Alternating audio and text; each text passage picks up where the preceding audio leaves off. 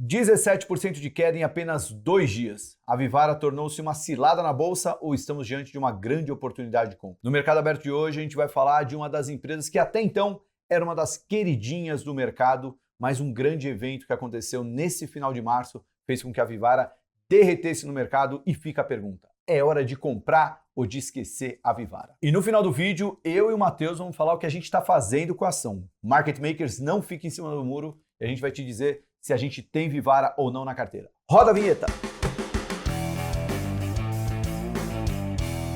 Fala galera, aqui é o Thiago Salomão, um dos fundadores do Market Makers, junto com ele também fundador, analista da carteira do Market Makers, Matheus Soares. Fala Saloma, beleza? Fala pessoal, prazer estar aqui, como sempre. Como é que você tá? Bem, tamo aí, um pouquinho mais velho. Um pouquinho mais velho, né? Hoje, nesse dia que a gente grava, é aniversário de 30 anos desse meu querido amigo, sócio, parceiro e irmãozão que a vida me deu, Matheus Soares. Parabéns. Tamo junto Parabéns. sempre, hein? É isso. E para falar de um assunto legal, né? Vivara. Legal. Legal para quem estava de fora, né? Dando dor de cabeça. Bom, nesse vídeo que a gente vai falar de Vivara, ó, a gente vai contar a história da empresa, uma empresa de mais de 60 anos e está na bolsa desde 2019. A gente vai explicar por que ela se tornou uma das empresas preferidas dos investidores e por que também no mês de março a ação caiu quase 20% na última semana do mês. E aí também a gente vai responder o que esperar da Vivara daqui para frente e o que nós, do Market Makers, estamos fazendo com Vivara na nossa carteira. Aliás, a nossa carteira que você pode seguir através do fundo de ações do Market Makers. O Market Makers FIA está lá disponível na plataforma do BTG Pactual, da EQI e em breve em mais algumas plataformas que a gente está conversando. Então, se você quer ver o Market Makers FIA na plataforma que você tem conta, conversa lá com a turma lá, pede para abrir as portas para o Market Makers. A gente está fazendo esse trabalho para levar para todo mundo, mas por enquanto está no BTG e na EQI, o fundo que está indo muito bem, obrigado. Mate, vamos começar primeiro só dando aquele resumão do que aconteceu, né, nesses últimos 30 dias. A gente vai falar mais a fundo, mas no dia 15 de março, Nelson Kaufman, fundador e maior acionista da Vivara, foi aprovado como novo CEO da companhia após a renúncia de Paulo Kruglenski. A família Kaufman possui 42% das ações da empresa, enquanto o ex-CEO Paulo possui 4%. O Paulo atuou como executivo do grupo por 17 anos, sendo os últimos 3 anos como CEO da Vivara. Após o anúncio, os investidores levantaram muitas questões sobre a governança da empresa e se poderia haver alguma mudança de estratégia no curto prazo. Suspeita essa que foi comprovada dias depois, né? Porque a Vivara divulgou seus resultados trimestrais, mostrando um forte crescimento de receita, mas uma rentabilidade abaixo do esperado. Isso mesmo, Salomão, até porque na segunda-feira, pós o anúncio, né, a empresa fez uma videoconferência colocando ali o Nelson Kaufman diante de centenas de investidores, até para ele contar um pouquinho mais da história dele. Ele teve a oportunidade lá de começar contando como foi o surgimento da Vivara lá em 1962, mas ao longo da conversa ele trouxe um diagnóstico ali que, na verdade, aquilo que o mercado achava da Vivara, que era uma empresa que estava crescendo, com retorno sobre o capital elevado e indo muito bem na bolsa, sendo até um oásis no meio de um varejo tão difícil na bolsa, ele falou muito mal da empresa, né? Colocou ali diversos pontos em que a empresa deveria melhorar. E o mercado falou, pô, peraí, eu acho que a empresa está indo bem, ele acha que a empresa está indo tão mal, tem alguma coisa errada. E aí ele também trouxe algumas coisas filosóficas ali ao longo do papo sobre ego, sobre RH, sobre algumas coisas que o mercado não entendeu e que foram muito negativas para a empresa. A reação do mercado é uma teleconferência um tanto chucra, né? As palavras, né? Até confusas.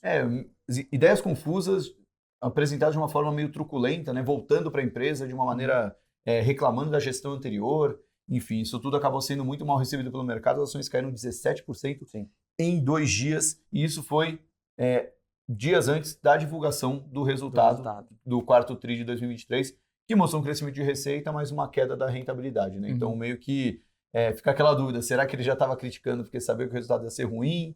Ou será que a empresa não era tão boa assim quanto o mercado achou? O fato é que tudo isso junto acabou fazendo a última semana de março da Vivara mudar completamente a maneira como o mercado enxergava ela, né, Mate? Perfeito. É uma ação que 90 milhões de ações em circulação que em 4 dias negociou todas elas, assim, né? O volume negociado foi muito forte Isso significa que muitas das ações trocaram de mãos, né? Era uma ação que negociava ali 60 milhões, menos de 60 milhões por dia, negociou mais de 800 milhões por dia. Então, isso mostra que muita gente vendeu ela, né? Largou, mas muita gente comprou também, né? Exatamente, tem que ter um negócio ali, Exato. um comprando de quem está vendendo. Exato. Mas vamos lá, vamos por partes. Antes de explicar tudo isso, quem que é a Vivara? Né? Você falou que ela foi fundada lá em 1960.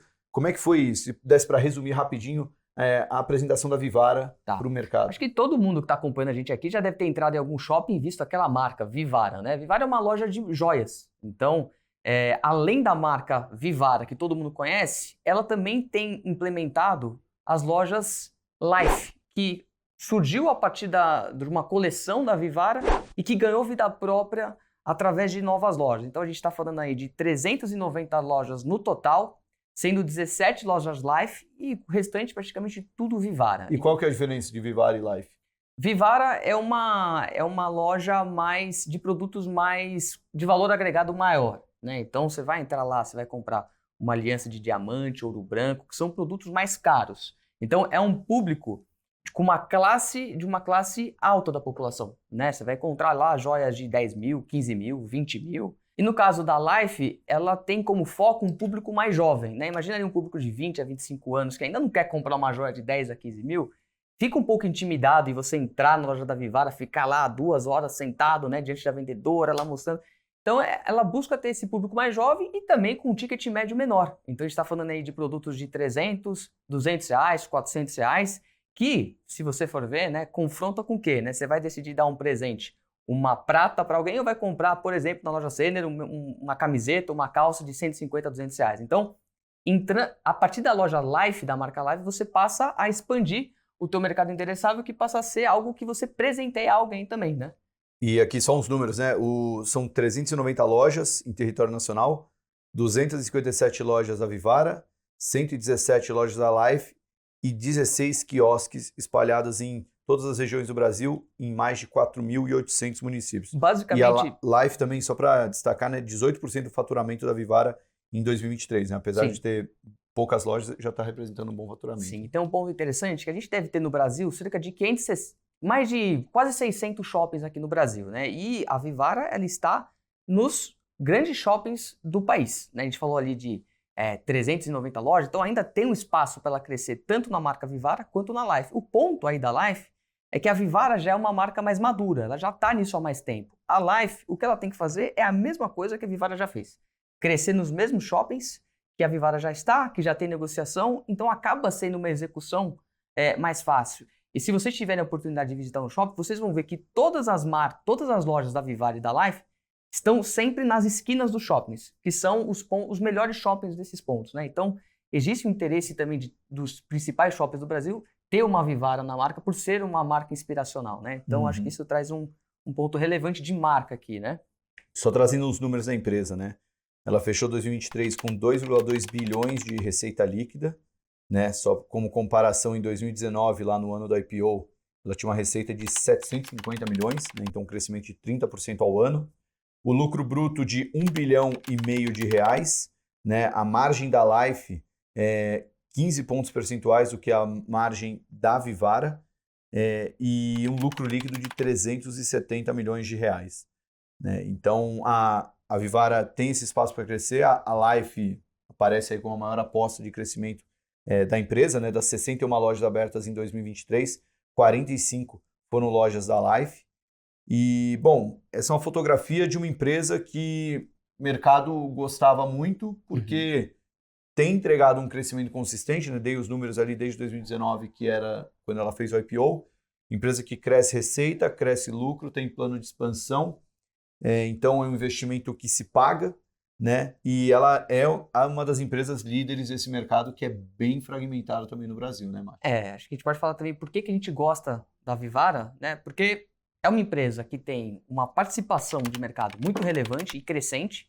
Então ela saiu ali de 14% desse mercado e está chegando em 20% de participação de mercado. Ou seja, uma empresa que consegue crescer dentro de um mercado significa que ela faz alguma coisa especial. No caso da Vivara, ela tem ganhado relevância, ou seja, as pessoas têm comprado cada vez mais os produtos, as joias, as pratas que a empresa tem. Então, isso mostra que a empresa faz alguma coisa especial. E quando a gente olha para o ROIC da empresa, que é o retorno que ela consegue oferir através dos investimentos dela, é um retorno muito elevado, de 20%, de 20% ao ano, né? Então, é uma empresa que cresce receita, como o Salomão falou, 30% e com retorno sobre o capital investido.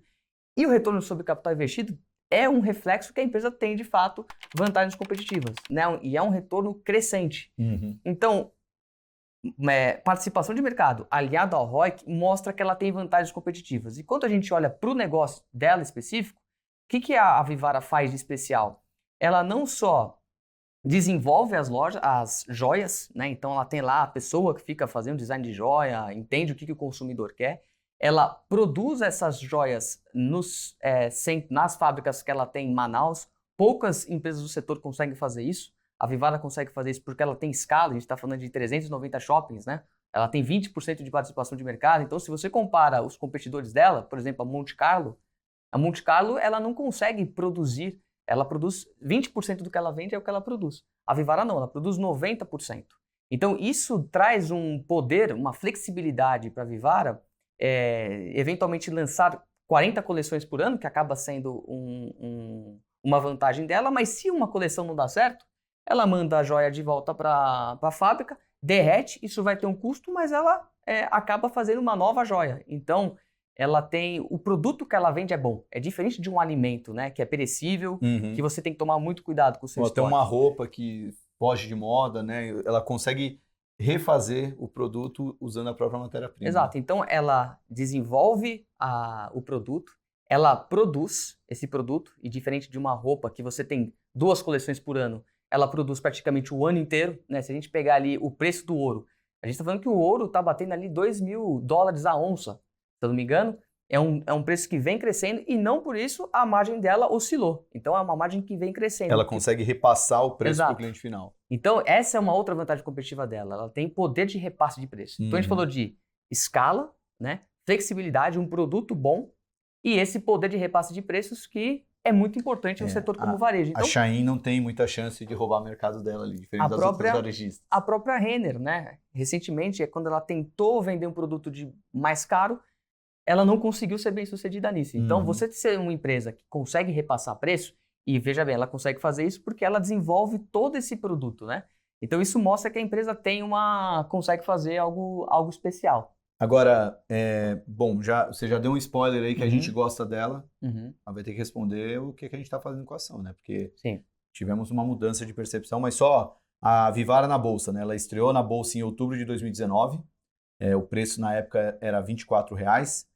As ações bateram a máxima histórica recentemente, agora em janeiro, ela bateu R$ 35,60 e atualmente ela está na faixa dos R$ 25, R$ 26,00, né? Então, se você pegar do IPO para cá, ela está praticamente no mesmo preço, né? E até em relação à máxima histórica também não foi uma alta exorbitante. Acontece que meses depois do IPO, né, tivemos a pandemia, a ação chegou a níveis baixíssimos, então se pegar da mínima da pandemia até a máxima de janeiro, deu quase 200% de valorização. Mas quem entrou desde o IPO, apesar de todo o bom resultado da empresa, não está ganhando dinheiro, né, nesse período. Se pensar que, enfim, o custo de oportunidade de deixar o dinheiro parado no CDI teria rendido mais.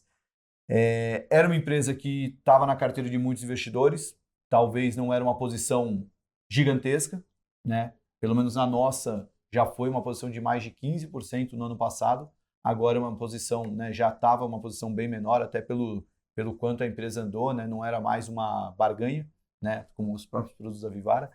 E só que veio esse grande evento agora, nesse finalzinho de março, né? Você já deu um pouquinho da letra, Mati, mas puder dar o passo a passo ali, né, do por que o Nelson voltou, por que o mercado não gostou e como é que está a empresa agora? Tá. Então, o Nelson Kaufman, ele tem 26% das ações da companhia, a família Kaufman é a grande controladora da empresa. E antes de acontecer esses eventos recentes que a gente falou, algumas coisas já vinham acontecendo, como, por exemplo, a mudança no acordo de acionistas que a empresa promoveu ali em 2022. Então, o filho dele, o Márcio Kaufman, que estava na empresa como executivo desde 2010 até recentemente, né, até 2020, ele saiu da companhia e também retirou ali do acordo de acionistas, ele tinha 20% da empresa, ele tirou ali a necessidade de ele segurar essas ações. Então, de 2022 até o final do ano passado, ele já vinha vendendo posição. Hoje, o filho dele, o Márcio, tem 2% da companhia, o que já levantava alguma suspeita da relação entre o pai e o filho. Além disso, o Paulo... Mas a suspeita do quê? De eles de não... uma relação conturbada. Porque o pai continuou tendo ações da empresa e ele não. É porque ele estava vendendo as ações da companhia. Basicamente por isso. Né? Existia esse ruído de que os dois já não se davam. Além disso, quem entrou no lugar do Márcio Kaufmann foi o sobrinho do Nelson, né? Primo do Márcio, que é o Paulo, que continua tendo 4% da companhia e, como a gente disse, vinha fazendo uma boa gestão. E aí entra o Nelson Kaufmann, as ações caíram, ele fez a videoconferência, a empresa soltou o resultado e na sexta-feira seguinte ao resultado, ele vem e compra 2% da companhia. Então ele sai ali de 24% e passa a ter 26%, aproveitando ali a queda das ações. Então, para entender, anunciou a volta dele numa sexta-feira. Na segunda, as ações derreteram, junto com aquela teleconferência bizonha. Isso. Na terça, caiu um pouquinho mais, somando ali quase 20% de queda. Nessa terça, quarta, ele comprou mais 2% das ações. Na verdade, foi na sexta. Ele comprou depois das ações derreterem novamente pós-resultado. Ah, depois então dos resultados. Foi quando saiu o anúncio. Inclusive, a gente até estava acompanhando o mercado e realmente alguém raspou o book de ofertas ali, muito provavelmente era ele.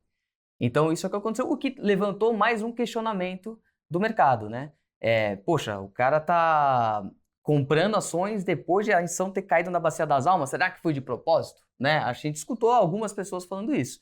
Na minha opinião, isso não foi de propósito. Na verdade, ele apareceu como fundador, diagnosticando vários problemas que a empresa tinha. Aí a gente pode falar se tinha ou não problemas, mas ele peitou o mercado. Né? Ele colocou ali vários pontos que a empresa poderia melhorar, o mercado bateu, certo ou não bateu, e ele decidiu peitar o mercado e colocou ali mais 90 milhões de reais comprando as ações. Estranho seria se ele, argumentando que a empresa estava com problemas e a empresa cai 20%, ele tendo caixa não compraria, né? Porque se você acha que uma empresa é uma oportunidade, ela está 20% mais barata de um dia para o outro, se você tem dinheiro, é lógico que você vai comprar, né? Exato. Eu ficaria mais preocupado de ver ele vendendo do que de ver ele comprando. Por outro lado, também não dá para achar que foi tudo bem, que está tudo certo. Agora, o nosso questionamento aqui, né? O que a gente faz com essas informações? Eu passei aqui algumas das várias vantagens competitivas que a empresa tem.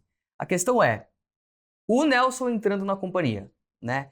Será que essas vantagens competitivas que foram criadas ali desde 1960, com ele tocando a expansão da companhia, serão perdidas ao longo desse tempo? Será que vai ser suficiente para a empresa que era uma empresa boa, né? Rentável? Ela vai se tornar uma empresa ruim por conta da entrada dele? A gente não tem essa certeza ainda, né? A gente falou aqui, já fizemos vários mercados abertos sobre Gol, Gafisa, sobre como controladores, como governança corporativa atrapalha uma empresa. A gente acha que esse ruído está atrapalhando de fato a empresa, mas a gente não consegue ver ainda o quanto que essa nova gestão vai, digamos, sugar, né, o retorno que poderia vir para nós acionistas. Né? O ponto aí que eu acho fundamental, né, que a gente discutiu muito nos últimos dias, né, desde a semana passada, então são 10 dias úteis, né, até porque os fins de semana também acabaram sendo assunto de discussão, mas o quanto que uma piora na empresa, né, já não está dentro dos preços, ou até se os preços já precificam uma piora muito grande na empresa, né? Porque diferente dos casos que você citou, né, Mati? Onde havia a gente não sentia uma preocupação do controlador em entregar o melhor para o acionista, o melhor para a empresa, né? Aqui você pode questionar a maneira como ele agiu, a truculência, até as palavras que usou, mas você não vê um cara que quer destruir a empresa que a família construiu e que ele é o fundador e que ele está ali tem o envolvimento dele junto com a empresa, né? A gente não enxerga essa vontade pródiga de autodestruição, né? E da mesma forma que o mercado olha para ele e fala, cara que está muito tempo fora, idade avançada, não sei o quê, não sabe o que está falando, ele também deve olhar o mercado da mesma forma, né? essa molecada, os Faria Limer, que estão ali na Faria Lima, nunca abriram uma empresa, só estão ali no Excel o dia inteiro falando o que eu tenho que fazer. Vou comprar as ações aqui, né? Então, assim, tem muitos pontos ali, né, que acho que é muito mais, aí entra num caráter muito mais especulativo, mas a grande discussão nossa é tudo que ela construiu de valores, essas barreiras aqui que fazem com que a empresa entregue esse resultado crescente e consistente. Isso tudo vai ser perdido da noite para o dia a ponto de justificar a ação perder esse valor de mercado absurdo? Sim. A gente pode estar errado nisso aqui, né? Mas a princípio a gente não tem indícios de que isso vai acontecer. E quando a gente olha, né, o que mexe no valor de uma empresa, né? São duas variáveis. A primeira é o fluxo de caixa que essa empresa vai gerar ao longo do tempo, então se o lucro vai crescer ou não. Então se esse lucro, de alguma forma, o mercado esperava 100 e ele passa a vir 80, 70, 60, isso vai rolar uma revisão e a ação vai ter que cair. E a outra variável que impacta muito no valor de uma empresa é o custo de capital, né? É o custo de oportunidade dessa empresa. Quando você tem um problema de governança, o que aumenta é o risco do teu investimento. E se o risco do teu investimento aumenta, você exige um retorno maior. E ao exigir um retorno maior, esse fluxo de caixa, no valor presente, ele é menor. Porque esse risco está no custo de capital. Exato. Né? É uma conta de divisão, né? O fluxo de caixa é dividido pelo risco, né? Então, se esse risco aumentou, o resultado final dessa conta vai ser menor. Então, hoje, eu acho que a geração de fluxo de caixa da empresa, o lucro da empresa, tem um risco de, por exemplo, expansão internacional. Que ele já disse que vai ser algo muito a conta-gotas, não vai ser algo que vai impactar muito a rentabilidade da empresa. Isso não é suficiente para fazer a ação cair 20% em 2 dias. Por outro lado, o risco aumentou de fato, né? Foi uma operação ali que ninguém esperava. Então, acho que do investidor aqui do nosso lado qual o risco que a gente quer correr? A gente quer correr esse risco de, com o tempo, a empresa vai entregando, o mercado volta a acompanhar a empresa, passa a entender que, de fato, as vantagens competitivas não se perderam e, no prazo de 12 meses para frente, a gente vai olhar para trás e falar assim, pô, foi uma boa oportunidade. Mas é acompanhando. Pode ser que daqui 1, 2, 3 semanas, o controlador, o Nelson, passa a fazer alguma coisa que atrapalha o retorno que vem para nós acionistas. Tem o último episódio dessa história, até o momento, né? É importante ser dito, né? Que o Nelson recuou da ideia de ser CEO e o CFO vai ocupar o cargo de CEO, né? Sim. Que o CFO está há quanto tempo lá na empresa? Está desde o IPO, que foi feito em 2019. Exato, né? E o novo capítulo o Nelson, após ter comprado as ações, voltou atrás e agora vai ser presidente do conselho e não presidente executivo da companhia, com o Otávio Lira, que era o CFO, agora sendo CEO da companhia. E já veio ao mercado, né? Já veio no banco falando que a estratégia da empresa continua a mesma. Então, ele teve um encontro com os analistas do BTG, né? E foi um discurso. Ele não trouxe uma grande novidade, mas falou que trouxe um discurso muito mais pré-Nelson do que pós-Nelson, né? Falando do plano de expansão de lojas, principalmente da Life, da diminuição do prazo de estoque, né? Do estoque dela, né? Do capital de giro, né? Ela carrega muito o estoque, é um estoque de 400 dias. Isso consome muito capital de giro da companhia, uma vez que ela está crescendo muito também, né? Que inclusive foi um dos detratores do resultado do quarto tri. E tem aí o ponto também dele ter minimizado esse plano de internacionalização. Que o risco aí ela fazer um movimento que ela não está acostumada e a gente já viu vários casos de empresas brasileiras que tentaram internacionalizar e não deram certo. Então o mercado também torceu o nariz para esse plano. Ele mostrou que isso, se for feito, vai ser a conta-gota. É isso aí. Principalmente no México e no Panamá. Então, países que guardam algumas similaridades com o Brasil, né? Seria mais ou menos isso. E a pergunta, então, que não quer calar, acho que a resposta ficou um pouco clara, mas Vivara não está na carteira? O que faremos com Vivara? Ela continua na carteira. A gente tem ali uma posição mediana, né? Uma posição de 5,5%. E a gente não fez nada, a gente não vendeu, a gente não comprou mais. Por que a gente não comprou mais? Porque a gente acha que, apesar, né, de a gente não acreditar que essas vantagens competitivas serão perdidas, muitos investidores que saíram do papel não vão voltar tão cedo. Né? Abriu uma cicatriz ali que talvez demore um pouco para ser fechada. E a empresa fica ali largada por algum tempo até que os resultados comecem a sair e a confiança do mercado em relação a ela começa a voltar. Então a gente está em compasso de espera, né? Quando a gente está comprado, é como se a gente comprasse todos os dias, né? Não é que a gente não está na empresa. A gente não aumentou a posição, até porque o risco da empresa aumentou, então a gente não precisaria aumentar a exposição para reforçar nossa confiança, mas a manter a posição, né, é quase como uma lógica inversa, Podia né? vender Se a gente tivesse 5,5% de caixa, a gente estaria comprando Vivara nesse momento. isso. Então, em tese, é como se a gente tivesse feito isso, né? Como se a gente tivesse comprado Vivara, acreditando que nesses preços os fundamentos valem a pena, apesar do risco que foi gerado. Sim. Por outro lado, tem essa posição técnica de talvez o papel fique mais largado por algum tempo, né? Mas a gente topa ter isso por acreditar que é uma empresa que nenhuma empresa boa fica barata à toa. Tem que ter notícia ruim. E a gente teve notícias ruins, né? Então ela ficou barata. Nesse momento, a gente acha que é hora para ter em carteira e não de vender. Agora, também a gente tem toda a humildade de, se a gente perceber que o cenário mudou de fato e é outra empresa, a gente vende, e até porque aqui a ideia não é estar certo, né? É ganhar dinheiro. Então, nesse momento, a gente acredita que dá para ganhar dinheiro com Vivara.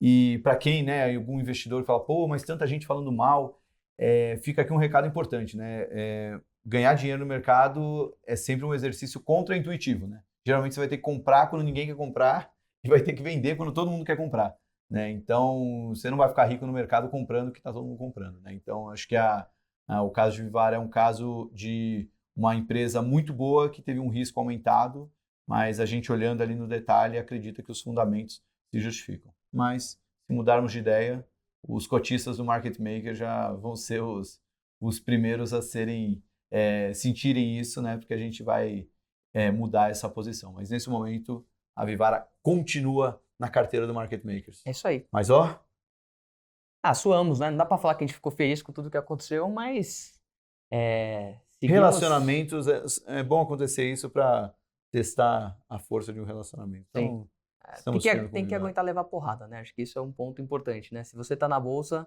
você tem que, ainda mais nesse momento difícil que a gente está vivendo, tem que levar porrada, né? E é bom que, assim, ela é um pedaço da carteira, né? Na semana que aconteceu tudo isso, ser diversificado também. A Vivara caiu 20% e a gente mesmo assim conseguiu ter uma performance acima do Ibovespa. A gente subiu, acho que 0,9 contra 0,6 do Ibov, né? Então... A gente gosta de ser mais concentrado.